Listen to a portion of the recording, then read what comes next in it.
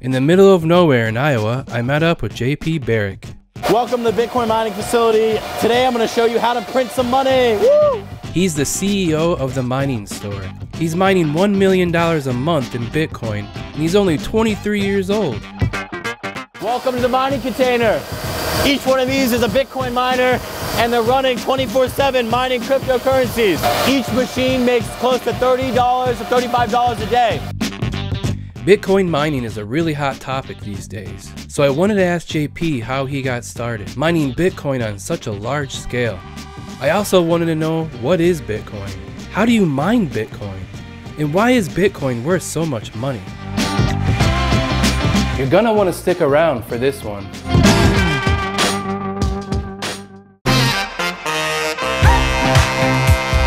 I was 16 years old when I started getting into crypto and was pretty tech savvy. These provide the power, and that's it. That's all you need.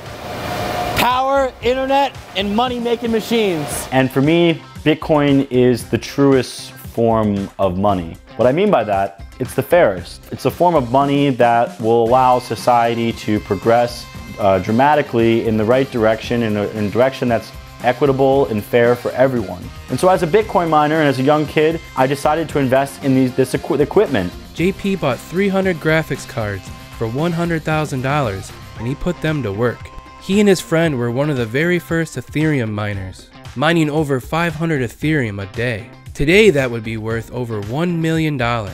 Sadly, they had to sell most of that Ethereum to pay the power bill. Believe it or not, Bitcoin is all about energy and energy costs. Our typical energy bill here in Iowa is between $70,000 to $80,000 a month. Energy is the biggest expense in a Bitcoin operation. About 80% of the costs are spent on energy. It's imperative you have low-cost energy to make the most money possible when mining Bitcoin. A lot of these mining facilities are just mining containers. The reason being is once the cost of energy is too high to compete in the Bitcoin network, you can remove the mining containers and send them to a new facility that has cheaper energy. Bitcoin miners are always moving across the globe, finding the cheapest energy. These machines that used to be running at this facility were called Avalon 1047 miners. Now they're being replaced by S19 Bitcoin miners. So these machines could go anywhere in the world or in the US to find cheaper power. There was about 1,000 of them and they're shipping them out today. JP has partnered with Cornbelt to secure low energy costs by utilizing wind energy to mine Bitcoin. So one turbine equals one green bin. And one green bin is one mining container. So each mining container is effectively dedicated to one turbine in this area. They take the energy that comes into each unit and they turn it into digital gold. They turn it into Bitcoin. Renewable energy like wind power not only provides cheap energy for Bitcoin mining, it also gives the local residents cheaper power because Bitcoin is using so much power, the local utility can sell it back to the residents at a reduced rate. But at the end of the day, it's all about the cost of power. So what is Bitcoin anyway? Every day, the world can mine up to 900 Bitcoins. That's $45 million of Bitcoin per day. That's $16 billion this year. And most of that money goes to paying employees, infrastructure, and energy that secure the Bitcoin network. So the processor is inside the hash boards, and that's where all the magic happens. For me, Bitcoin is the way of the future because it is a decentralized currency. No government owns it, no government can shut it down. It is owned by no one, and everyone can get in on it. Anyone can invest in it. There's no secret club. It's not like the stock market. I mean, if I can get into it, anybody can get into it.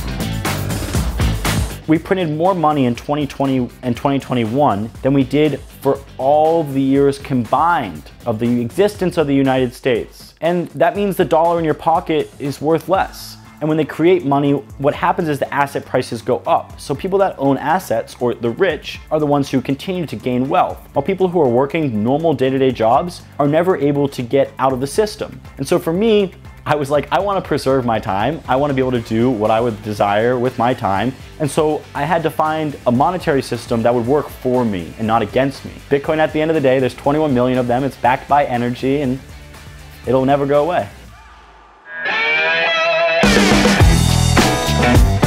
My name is Magnus Anderson. I'm Chief Operations out here. Make sure everything's running and put out all the fires. How this building works is kind of weird. It's like a giant PC case. You have your intake on one side right there. And then we like to consider this like everything that does anything in your computer, right? So we got our miners over here, and the air will come in from in there, come down, and it'll start being sucked in by the fans on the front of these. And what we're doing is called passive cooling. So we want the air to pass through them and then go to the hot aisle over here. It'll go into this hot aisle like a chamber, and we got fans on the back side that'll suck it all out and put it back into the atmosphere. Magnus worked for Facebook, setting up their Altoona sites. He also worked for Microsoft, setting up their data center with top security clearance. To be able to get into that job alone, you have to be smart.